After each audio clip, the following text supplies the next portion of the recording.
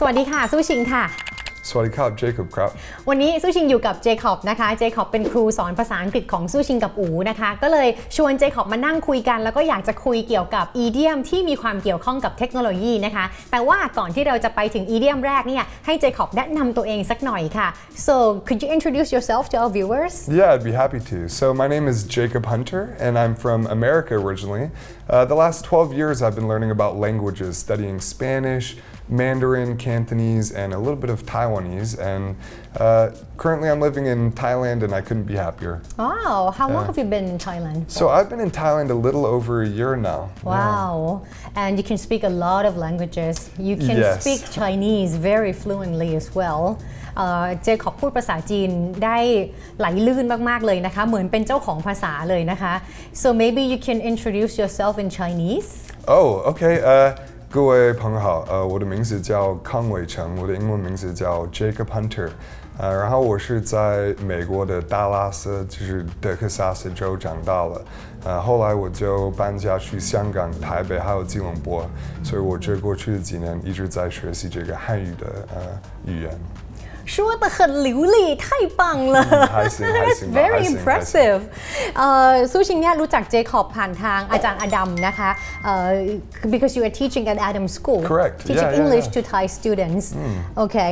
So today Jacob has prepared 5 idioms that has to do with technology.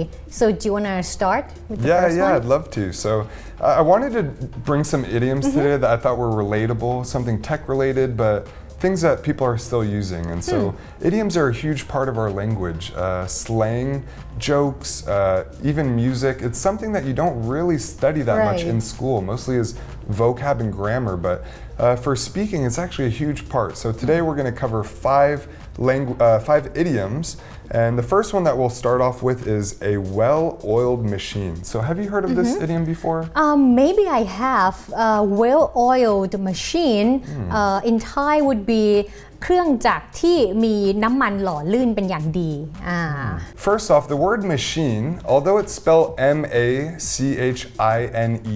it's actually pronounced with the S-H sound, machine. Okay, and a lot of people may be confused and pronounce it machine, but we want to remember we're having the SH sound. And can you show the viewers how to pronounce SH and CH correctly? Absolutely, yeah. So for the SH sound, it's going to be a very long, drawn-out sound, almost like you're telling someone to shh, be quiet, okay? Shh. Where the CH sound is actually a lot harder, kind of like you're stomping your foot, and you should hear a slight click in the back as well, like ch, ch. So the difference between the two would be shh and ch to summarize. Yeah, so a well-oiled machine, if you think about first off what a machine is, a machine is something that uses components or parts to perform a function. And a lot of the time you're using electricity as well. So some examples would be your car, your microwave, if you go to the doctor, things like x-ray machines. So this is what a machine is. And a well-oiled machine just means something that is running smoothly. So for this idiom, you could use it to describe your company. You could use it to describe an actual machine, your friend group. So you could use it to describe a company. For example, if I get hired on for a new job and I fit perfectly into the company, I bring resources, I help them out a lot, they would say, wow, Jacob, you really fit into our well-oiled machine, meaning you help our company run smoother. So if you use it to describe, let's say, a company, then it has to be a company that functions really well, right? Yes, so a well-oiled machine is definitely a compliment. If I show up to work late every day, I'm not doing my job, this machine is not running very well. And so again, this would be a very high compliment. You could say to your boss, hey, I think you run a very well-oiled machine company. So that's actually a very good compliment. What if you want to say something the opposite, like this is a very poor-oiled machine? Can you say that? It's funny when you ask that. It comes to my mind in Chinese actually, 乱七八糟. But so in English, I would just say the slang would be it's a mess. I can't think of an idiom off the top of my head, but I can think of some vocabulary where it's like unorganized, it's a mess, it's chaotic. เพราะฉะนั้นก็สรุปอีเดียมนี้นะคะว่า well-oiled machine เนี่ยก็หมายถึงเครื่องจักรกลอะไรบางอย่างที่อาจจะใช้ในการเปรียบเทียบกับบริษัทหรือว่าองค์กรนะคะถ้าหากว่ามีน้ำมันหล่อลื่นที่ดีเนี่ยก็แปลว่ามันมีฟังก์ชันมีการทำงานที่ดีได้เราอาจจะเป็นส่วนหนึ่งของบริษัทที่ดีนะคะก็จะทำให้เครื่องจักรกลนั้นเนี่ยทำงานไปได้อย่างไหลลื่นนะคะเดินไปข้างหน้าได้ดีอันนี้เป็นอีเดียมแรกที่เกี่ยวข้องกับเทคโนโลยีค่ะ Alright so let's get to number 2 All right, so number 2 that we're going to focus on today, a very important idiom actually, is called to blow a fuse. So do you know what a fuse is? Yes Okay. I think I do Yeah, for me, even when I started hearing the idiom, I was like, I know what a fuse is. Oh, but so an I've heard idiom, of it. yeah. So a fuse basically is the part in a machine that stops it from overheating and blowing up.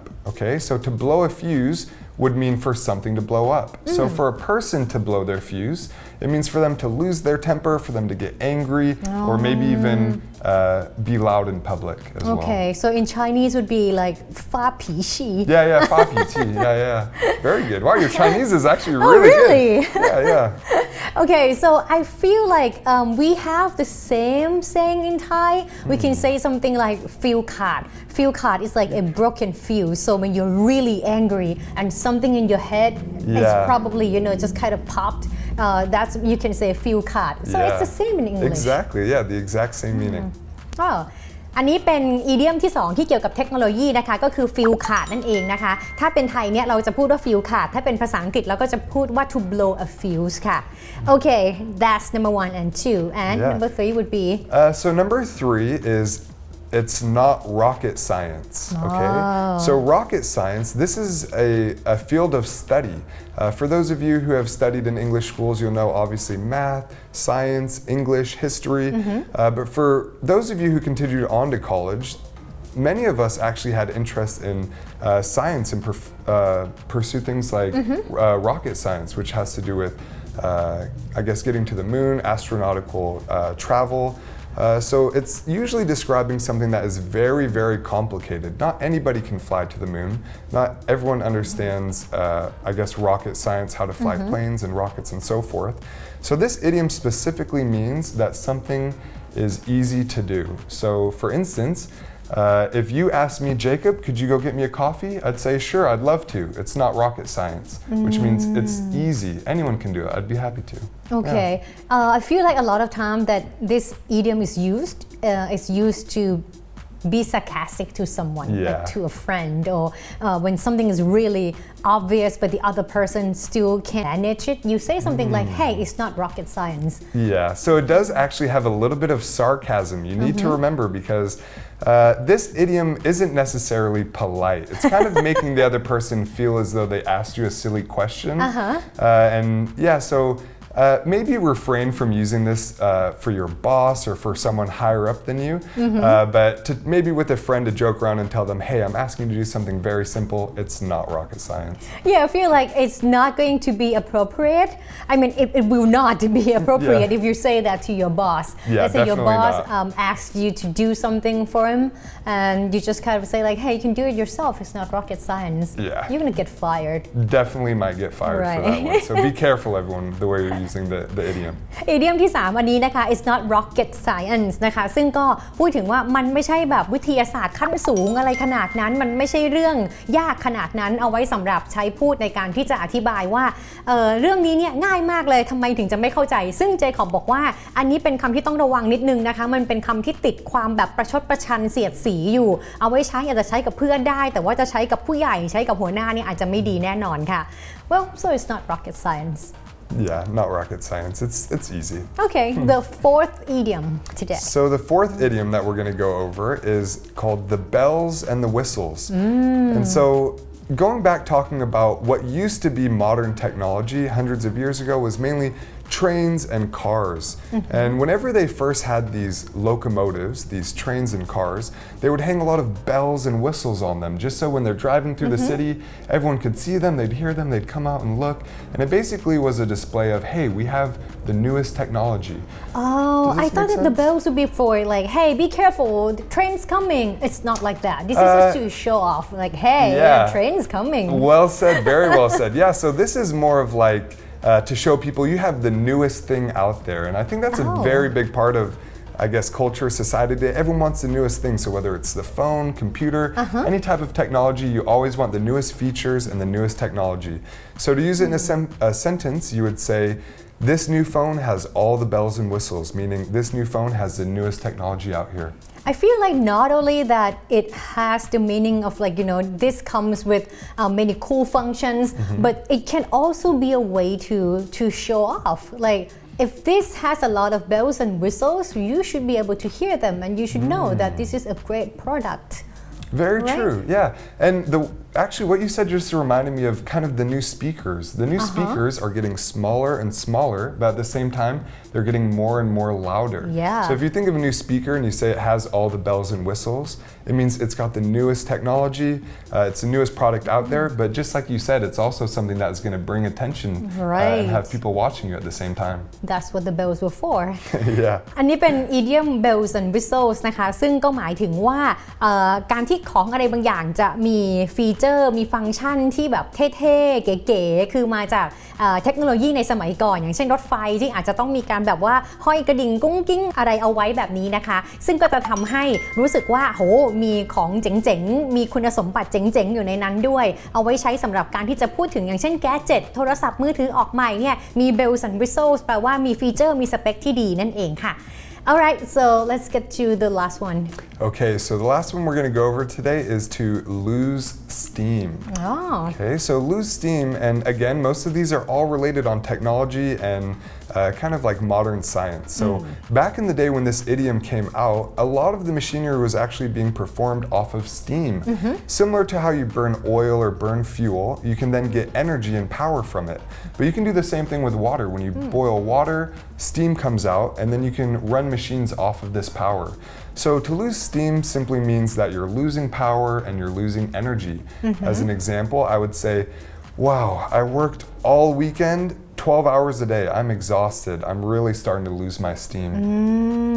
Can you also say something like, maybe this kid has so much energy, maybe let him go out and kick some ball Exactly, to blow off steam? Yeah, blow off steam. Blow off steam. Yeah, exactly. So my parents, they say the same thing growing up. And even now I have a niece and a nephew, and they are full of energy. They're running around the house, always are. screaming. And a common phrase that my parents will say is, let's let them go in the backyard and blow off some steam. Yeah, to lose some energy. โอเค อันนี้เป็นอีกอีเดียมหนึ่งที่เตรียมมาในวันนี้นะคะซึ่งก็มีความเกี่ยวข้องกับเทคโนโลยีแต่เป็นเทคโนโลยีแบบเก่านิดนึงในสมัยก่อนก็คือไอ้น้ำนะคะเวลาพูดว่า to lose some steam นะคะก็หมายถึงการใช้พลังงานที่มีในตัวเหมือนกับการใช้พลังไอ้น้ำนี่แหละค่ะออกไปจนหมดแรงนะคะก็คล้ายๆกับการที่ยกตัวอย่างเมื่อกี้บอกว่าสามารถที่จะออกไป to blow some steam เนี่ยก็คือไปใช้พลังงานที่มีในตัวออกให้หมด so those are 5 idioms that are technology related. Definitely. There's too many more. Oh, there's an entire list. In fact, I'd invite you guys to go online and look up more technology related idioms because again, idioms and slang is a huge part of speaking in our language, but it's not covered as much in school, as much as grammar and vocabulary, but still very important. Well, the ability to understand idioms and to be able to use slang when talking to people, it actually shows that your language is actually good. Yeah, definitely. And I think that's what most language learners actually want is they want to improve their confidence and they want to be understood and understand what's going on as well. So idioms is a very good way to start. In fact, if you can learn some idioms and use them in a language that's foreign to you, the people who are speaking that language will be absolutely thrilled and very impressed that you know their local idioms. Yeah, so maybe the next time when you are with your American friends, you can, pick up your new phone and say, hey, this phone has a lot of bells and whistles, and they'll be very impressed. Definitely. And even for me, when learning my Chinese, you never know when a good idiom will be useful. There's times where maybe you don't use the idiom and then a month later there's a very perfect time for you to use it and everyone will be impressed that you know it. So it definitely comes in handy. Although I do feel like a lot of the idioms that we covered today are actually based on old technology. Like it goes back in the days and I feel like they should be updated already. Instead of steam, maybe we can say something about electricity. Very true. I think a lot of these idioms, they do come from an older part of the language, as most languages do stem obviously from previous times, but nowadays the majority of new idioms or slang coming up are found on social media. So there's definitely some new ones, but I promise you these idioms we've learned today are still just as relevant and useful in 2020. Oh, I do have one more question before we go today, and you kind of have to think on your feet a little. Let's see if I well, can it do has it. to do with technology. Now that we have a lot of tools that help us, like Google Translate or artificial intelligence that helps us translate to many different languages, do you feel like maybe in the future we won't have to study new languages anymore? We can just, push a button on our phone and it will help translating everything. Do you feel like there's still need to learn the language? That's a very good question. So there's no doubt technology is growing at such a fast rate. I think in the next, 50 years, of course there's going to be instant translating apps where we'll be able to speak with each other. But personally, my greatest passion of learning this language has been more the culture, the people, the food. So of course robots and AI and technology will be able to do the translation aspect in the future. Right now it's not very good, give it a few more years. But there's nothing I think we'll ever be able to take away from a handshake, a hug, a good talk, and kind of forming that relationship with people. In fact, doing business in the future, even though people may be running businesses that have AI and technology, you're going to want to form relations with the people who are actually in charge of the business. So I think it's still very useful. Oh, very good answer. Yeah. Thank you. So if you have any questions that you'd like to ask Jacob, it could be about English, Chinese, Spanish, or anything really. His experience living in Thailand or in elsewhere, you can leave a comment in the comment section below and let us know what kind of topic you would like for us to cover maybe next time. Yeah, I'd be very happy to hear from all of your guys' comments and thank you very much for tuning in today. Alright ไว้เจอกันใหม่คลิปหน้านะคะวันนี้ซูชิงกับเจคอบลาไปแล้วค่ะบ๊ายบายค่ะ ขอบคุณครับ Bye bye. Thank you.